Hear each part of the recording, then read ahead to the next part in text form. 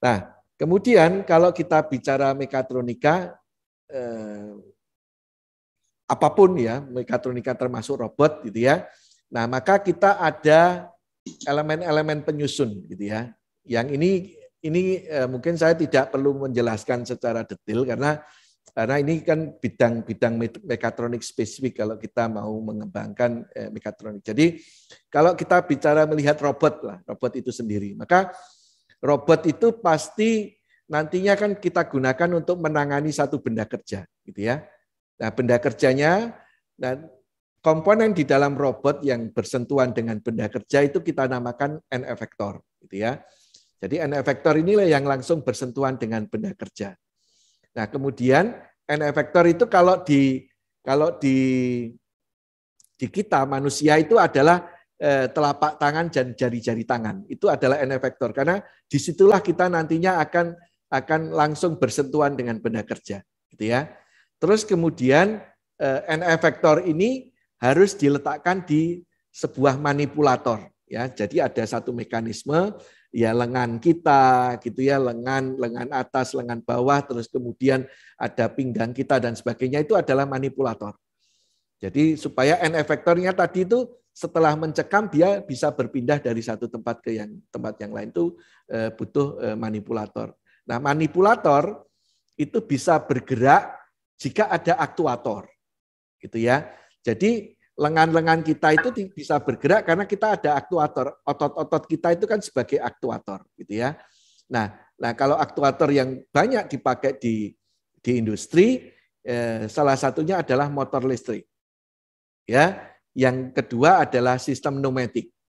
Yang ketiga adalah sistem hidrolik. Itu adalah aktuator yang biasa dipakai di industri. Dan kalau di UIN ada MPS, Modular Production System, itu mesti banyak menggunakan aktuator yang motor listrik dan pneumatik gitu ya. Di tempat kami memang ada Modular Production System, satu komplit, ada distribusi, ada testing, ada processing gitu ya. Terus kemudian ada handling, kemudian ada assembling dengan menggunakan robot, terus kemudian ada sorting gitu ya. Terus ada sistem hidroliknya juga gitu ya. Nah, kemudian itulah kita memang belajar mekatronik berawalnya dari situ. Nah, kemudian aktuator itu nantinya kan harus berhubungan dengan kontrol kita ya, dengan otak kita. Dalam hal ini bisa PLC, bisa mikrokontrol, bisa komputer dan yang lain. Nah, aktuator ini tidak bisa langsung dikoneksikan. Misalnya kalau aktuatornya pneumatik, itu kan tidak bisa dikoneksikan ke komputer kita, karena pneumatik angin. Komputer kita itu kan listrik, digital gitu ya. Nah ini butuh interface, maka elektronik dibutuhkan di situ gitu ya. Elektronik ini untuk menjembatani, di sini fungsinya sebagai interface. Interface antara dunia luar dengan dunia komputer kita yang di situ ada perbedaan. Entah perbedaan analog digital, entah perbedaan tegangan gitu ya, entah perbedaan arus dan sebagainya, daya dan sebagainya gitu ya. Nah, terus kemudian untuk membantu proses kita itu kita butuh sensor gitu ya, kita butuh sensor. Nah, sensor itu di tempat kita adalah panca indera gitu ya. Kita ada sensor untuk melihat ya, sensor peraba, sensor perasa, sensor pendengar gitu ya, sensor pembau gitu ya. Panca indera kita. Nah, di sistem robotik juga butuh sensor gitu ya. Di sistem otomasi juga butuh sensor supaya bisa berinteraksi dengan dunia luar, mendeteksi benda kerja kita supaya bisa kita ambil gitu ya. Kita butuh sensor di sana. Jadi secara garis besar sekompleks apapun sistemnya ya ini gitu ya. Sistemnya penyusunnya adalah ini. Nanti ada diletakkan di dalam rangka, butuh power supply. Power supply-nya bisa berupa listrik, bisa berupa angin, bisa berupa oli dan sebagainya, tergantung dari nanti aktuatornya seperti apa. Tapi yang jelas pasti listrik karena nanti butuh komputer di situ. Terus butuh human machine interface di situ supaya kita bisa mengoperasikan, bisa menghandling dengan lebih mudah. Nah, terus yang tak kalah pentingnya ini butuh komunikasi. Jadi kalau di industri itu sekarang itu sistemnya modular gitu ya. Jadi kayak kayak gini. Jadi tidak semua pekerjaan dikerjakan satu orang itu tidak. Tapi pekerjaan itu dibagi-bagi, ya. Si A mengerjakan proses A, si B mengerjakan proses B, si C mengerjakan proses C dan seterusnya.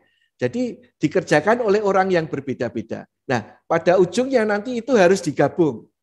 Nah, karena ujungnya harus digabung, maka di sini masing-masing orang atau masing-masing mesin harus bisa berkomunikasi. Kalau tidak ada komunikasi, maka dia tidak akan bisa bekerja sama untuk menyelesaikan satu tugas, gitu ya. Nah, di industri juga kayak gitu. Jadi mesinnya akan dibuat modular, digabung mesin A, mesin B, mesin C untuk mengerjakan tugas yang nantinya bekerja sama dengan baik. Maka disitulah butuhnya komunikasi data atau jaringan dan sebagainya, gitu ya. Jadi ini adalah komponen penyusun mekatronika.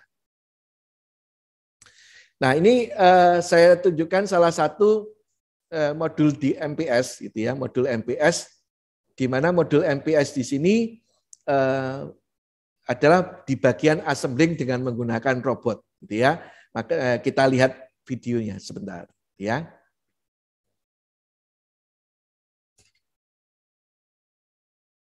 Nah, di sini ada robot, kemudian ada sistem yang lain, gitu ya. Nah, sistem yang lain ini dikendalikan oleh PLC. Sedangkan yang assembling ini adalah robot. Ya. Nah, kenapa butuh robot? Kenapa butuh PLC? Karena di sini ada sistem yang dia berulang, ada sistem yang dia harus berubah, fleksibel. Nah, fleksibel itu dikerjakan oleh robot, sedangkan sistem yang berulang itu dengan sistem otomasi, aktuatornya elektroneumatik, motor listrik dengan kontrol PLC. Nah, karena di sini ada PLC, ada robot, nah ini ada dua otak di situ, maka keduanya harus bisa komunikasi. Nah, komunikasi keduanya di situ untuk menyelesaikan tugas yang ada di sini, gitu ya. Nah, di sini setelah ini diambil, kenapa kok ini mendorong? Karena di sini robot ngasih informasi bahwa bendamu sudah tak ambil, tolong dikasih benda yang lain, gitu ya. Jadi di situ ada komunikasi. Jadi di dalam sistem otomasi nanti berarti ada sistem mekaniknya, ada sistem elektroniknya, ada informatiknya, termasuk di situ komunikasi antar sistem, gitu ya. Nah, komunikasinya macam-macam, bisa input output, bisa serial pakai RS232, bisa pakai RS485, pakai Modbus, Profibus, Profinet dan sebagainya. Itu untuk cara komunikasinya, gitu ya. Nah, ini sistem ini nanti kalau di tempat kami berarti kan harus dibongkar semua, ya, harus dibongkar semua, baik mekaniknya, elektroniknya, terus kemudian mereka harus bisa mengassembling ulang, gitu ya, mengassembling ulang. Terus kemudian assemblingnya tidak hanya mekanik, berarti termasuk elektroniknya juga. Terus harus bisa memprogram, ya, program robot, program PLC-nya untuk mengerjakan tugas yang sama. Nah, kira-kira seperti itu. Jadi kita belajar dari modelnya dari pengalaman, gitu ya. Jadi dengan pengalaman itu nantinya kita akan bisa mengetahui banyak hal. Nah, kemudian kita baru bisa nantinya melakukan proses modifikasi, terus kemudian kreativitas muncul di sana. Nah, jadi ini kita lihat robot ini berperan untuk sistem yang butuh fleksibilitas, sedangkan yang lain ini dikendalikan oleh PLC. Kalau semuanya pakai robot bisa, ya. Kalau ditanya semuanya pakai robot bisa, tetapi tidak efisien, ya, karena nanti kalau kita mau industri investasi, dia kan harus menghitung berapa lama nanti investasi saya balik. Istilahnya adalah ROI, ya, return of investment. Jadi nanti berapa lama investasi saya balik. Nah, kalau ini semuanya pakai robot, ya tentunya biaya investasinya mahal, sehingga nanti butuh waktu yang lebih lama untuk dananya balik. Ya, maka industri harus memilah. Saat saya butuh fleksibilitas, saya menggunakan robot. gitu ya. Saat saya butuh yang gerakan berulang ya hanya sistem otomasi elektroneumatik, motor listrik dengan kendali PLC. Nah, karena nanti butuh kerjasama antara robot dengan PLC sistem kita, maka butuh komunikasi. Nah, kira-kira di situ konsepnya. Nah, kalau ini langsung dilakukan secara hardware di sini, nah, hardware ini kan mahal. Kita di sekolah, di kampus itu kan juga apa ya? Kalau satu orang satu mesin gitu, Anda bisa bayangkan investasi kampus juga mahal. Maka salah satu investasi yang kita lakukan adalah kita menggunakan software, gitu ya, software. Jadi apa yang tadi dilakukan secara real di hardware tadi itu bisa kita lakukan sebetulnya di software. Jadi kita memiliki software namanya Syros, gitu ya. Syros ini adalah software untuk simulasi secara virtual sistem otomasi, ya, termasuk MPS. MPS tadi semua di MPS mulai dari distribusi, testing dan sebagainya itu semuanya sudah ada di Syros, gitu ya. Jadi ini yang kita punya di kampus, gitu ya. Dulu softwarenya namanya Cosimir, tetapi sekarang sudah Cosimir sudah digantikan dengan Syros di sini. Oke, mungkin saya cepetin.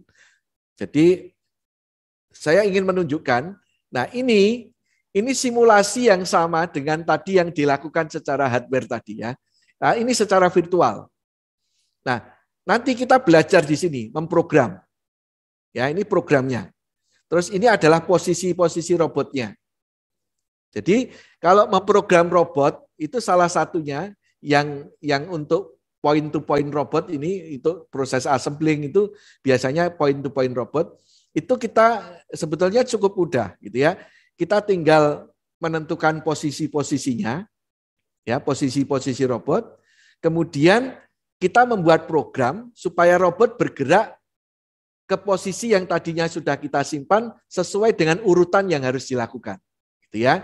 Jadi robot tinggal kita gerakkan, kita simpan posisinya, kita gerakkan, kita simpan posisinya. Mohon maaf. Terus kemudian kita program. Jadi ini ada area untuk posisinya yang sudah kita simpan.